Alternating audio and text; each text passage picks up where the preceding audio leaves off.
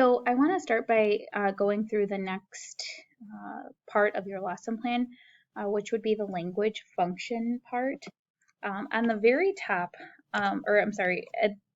when you go to your Brightspace and you go to this course, you will see under the Content tab, the Lesson Planning Template Guide.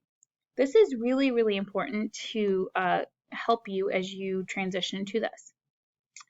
We are going to go to page 30 of your book. Okay, so page 30. And again, this is always going to be here for you. So page 30. And you are going to see where it says the EdTPA Handbook language functions. Now, for language functions, there's verbs on the side here, all the way to the left. Okay. Then it gives you a description of what that is, an example of how you might use that or integrate that into your lesson plan. Now, if you go all the way back up to page, I think it's 23, it's a checklist so it's a checklist of things that you should have in your lesson plans. And so far, you kind of have gone through these. Our essential focus is just a few words. Prior student knowledge is written as a narrative.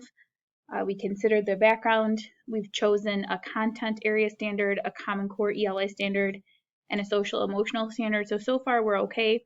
And then now number 4, did you choose one verb from the EdTPA handbook to serve as your language function?